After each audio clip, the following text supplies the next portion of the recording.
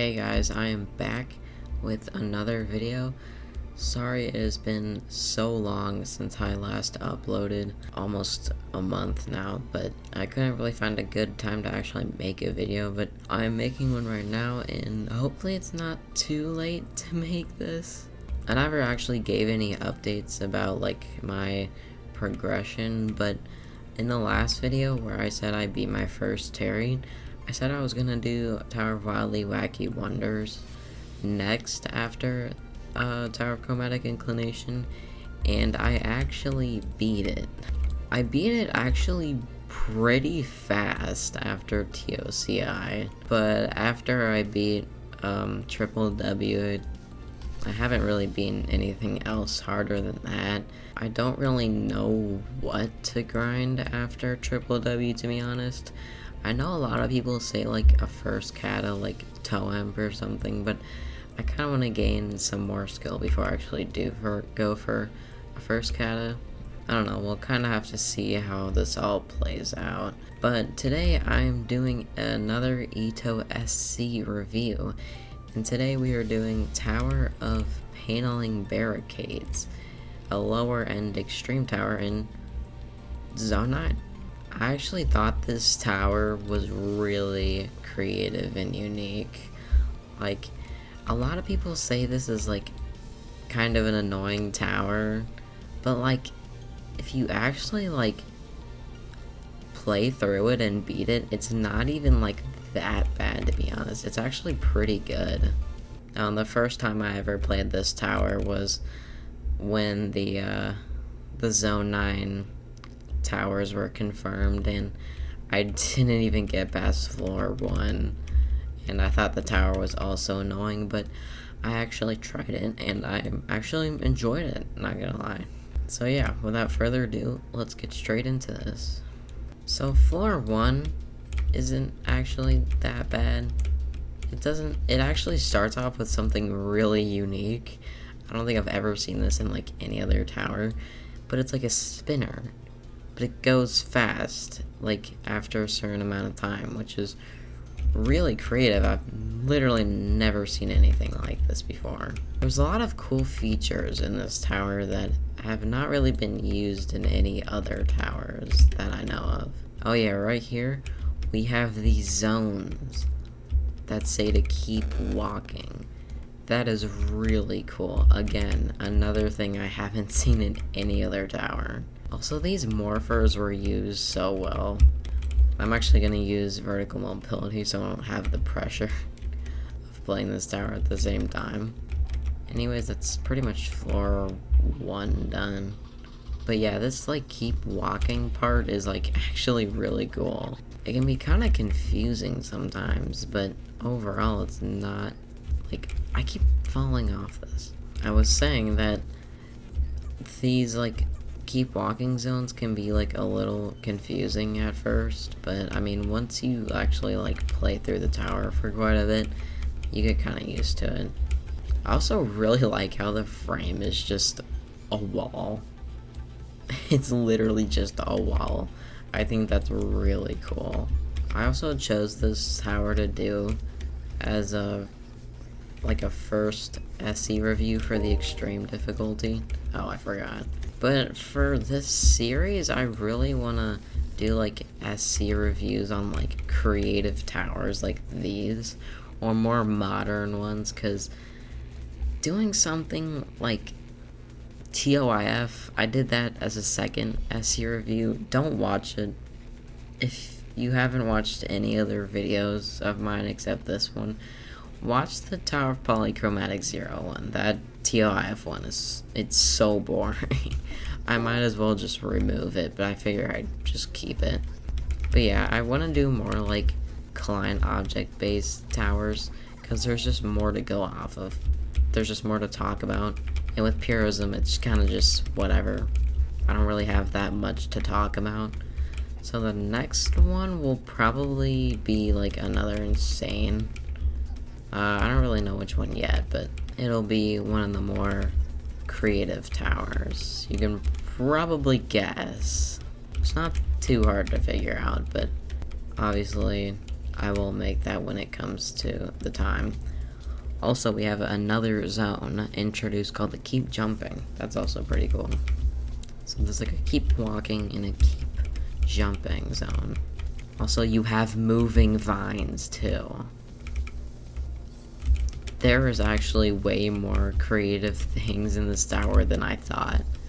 Like when I beat this, I don't even really remember when I beat it, but I didn't even have like that big of a trouble trying to beat it. Sure, like more client object towers can be confusing and like take a little bit more time because they're not as straightforward as like purist towers, but more like creative towers are just more fun. Like if the client objects are actually executed right, and there's even more things like these like automatically shrinking and growing morphers. I didn't even beat this that long ago, and I totally forgot how many like creative mechanics there were in this tower. Oh, you have a moving vine, but differently over here. Dude, this tower is crazy. But yeah, as I first said, I did think it was kind of annoying at first. Like, all the client objects can get kind of overwhelming, but like, once you actually grind this and get used to it, it's like pretty much a breeze. But here we are on floor 4, yeah. And I guess there's like the black kill bricks that are introduced. Pretty sure that they just do 10 damage, so it's not even like that bad. Oh, here's another zone, but you can't jump. Yeah, but have you really seen any other tower with like these kinds of like movement zones? Probably not. I don't even know how I made that, but okay. There's also a lot of button progress in this tower. Like right here, that's more button progress. The button progress makes it like a lot better to actually play, because you don't have to redo like a lot of the parts. And a lot of parts in this tower are like either really annoying or just really confusing, or just hard straight up. And here you have another creative mechanic. These falling platforms, or unstable platforms, whatever you want to call them. This is also really cool, dude. Oh, yeah, and they're even combined with the don't jump section. That's crazy. And then, yeah, once you got all the buttons, it just activates this whole green thing. And, yeah, this is floor 5, so things are starting to get a little bit harder. The second half is definitely harder than the first, so be in mind. And then here you have like the spinners, that change speed, but they're kill bricks instead. Dude, this tower is actually a lot cooler from when I first played it. Like, if you haven't already played this, definitely give it a try if you're the skill level. Would highly recommend it. Even like as a first extreme, this is actually a pretty good tower. And then here's floor 6, I'm pretty sure. So, oh, you have this part too. This whole spinner thing. I thought this was pretty cool, but I actually failed it a lot. If you do fail it a lot, there's actually quite a bit of places you can land. There's either like a lot of places you can land, or like no places you can land in this tower, pretty much. Anyways, here you see the shield. It's really, I think this is honestly one of the best things about this tower, or just one of the most creative things. It basically like deflects the turret, bullets. It seems like a pretty simple idea, but like, no, I've never seen any other tower use this. Now, there has been a few towers that have used like items like Tower of Nervous Sweating. Yeah, I really like how some towers like utilize like the items. I think that's really cool. Oh, I totally forgot that was a moving vine. And then you have a whole load of button progress here if you make it through this section. Yeah, the button progress is one of the greatest things about this tower. It makes it just so much more enjoyable. Because the tower is actually pretty long, like without the button progress. Like if you're going from start to end without button progress, it's actually like 20 minutes long. Some of the floors are really long. But here is basically just a free ride to floor 7. And yeah, this part's also pretty cool. But here you have speed zones. Crazy. Yeah, you thought like all these movement zones were gonna get introduced and not have a speed or jump zone. I think we've already seen a jump zone, but you get the idea. And it's really cool how the button or like morpher turns it into spinning. I really like that. I think that's pretty cool. And basically you have the same tightrope thing, but you can't stop. I'm pretty sure we're close to floor 8 now. We still got this whole part right here. This part is also pretty cool. I do like this. You have to like hold jump, but like avoid the like red jump zones. And this part's also pretty cool. It's a little weird to dodge these jump things, but once you get past it, it's pretty okay. And then here, and that's like all button progress too. So floor 7 becomes like extremely short with the button progress. But here you have floor 8.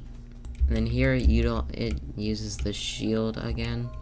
This part, just take your time.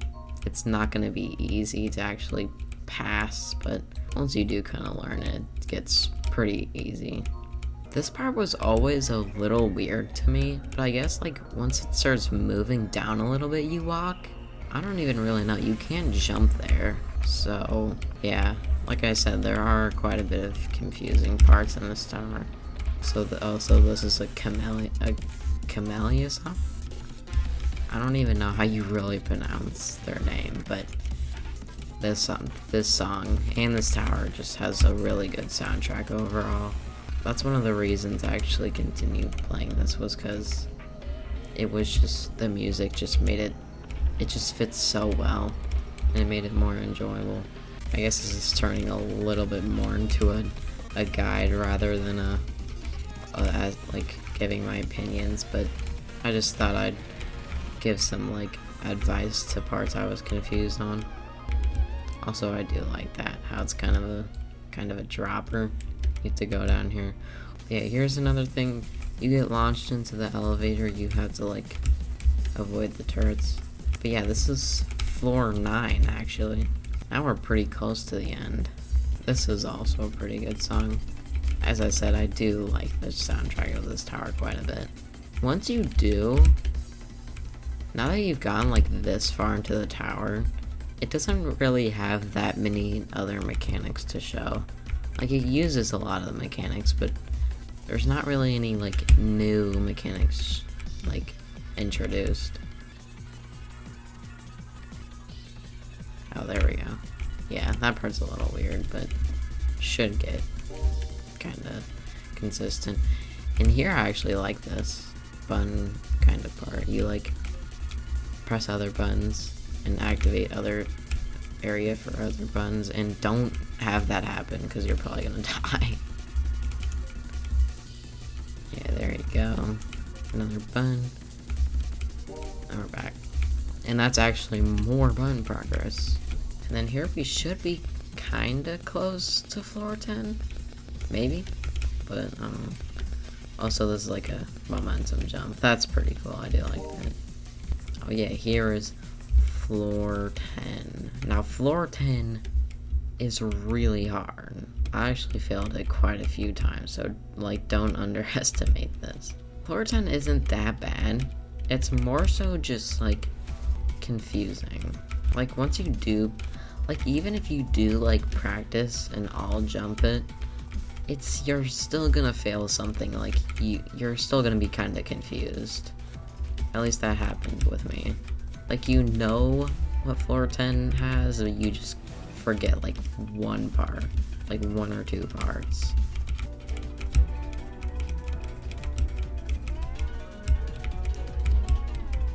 Yeah, it goes straight into this falling section. Yeah, I do think that is a really cool transition, but it's very confusing, or it was for me at first. But here you have a thing where it's like a wall and you just stand still, which is also pretty cool. F10 is really like creative compared to like other floors. Like it's probably the most creative floor in the tower. If you're grinding this tower, just get used to floor 10. It's gonna be really difficult. You're going to fail it. Or you have a high likelihood of failing it. Also, this is like a caterpillar, I think. I don't know, I like that. I just really like floor 10. I think it's one of the hardest floors, but it's one of the best floors. I barely understood what to do here. It does seem really simple, but it's actually like not easy. There we go. Oh shoot, don't stay on the spinner. And there's more of the dark kill bricks. At this point, you probably forgot the dark kill bricks even existed. Here is the spinner section. I think this part is really cool. Like how the spinner swings back and forth. That's really cool. This song is really good too. And now I think we're just about done with the spinner section. I don't know, there's one more part, but I think that's pretty much it. The spinner is really confusing, I feel, because sometimes you just get like confused on which way it's spinning, and sometimes like you fail, but I don't know, I never really failed the spinner that much. But here is the final jumps of the tower. I would recommend doing those sideways. Those are pretty long. Let me tell you something. I got to this part once. I failed this I failed this part because I held jump. Like I pretty much almost touched the win pad, but I accidentally let go of jump. So make sure you're actually holding jump. I mean, I can't really do that jump because of the VM barrier, but hopefully you guys kind of get what I'm saying here. Just jump at the right time and definitely practice this part a lot. It's the longest floor, the hardest floor, and the most confusing floor, so definitely practice this. Overall, I think that concludes the SE review. Overall opinion, just a really good tower. This tower was really enjoyable for me, and I think it would actually be a pretty good first extreme. Again, sorry it took me quite a bit to get this video out, but the next video, I don't really know what that will be. I'll have to think on that, but hope you guys enjoyed, and I'll see you in the next one. Peace.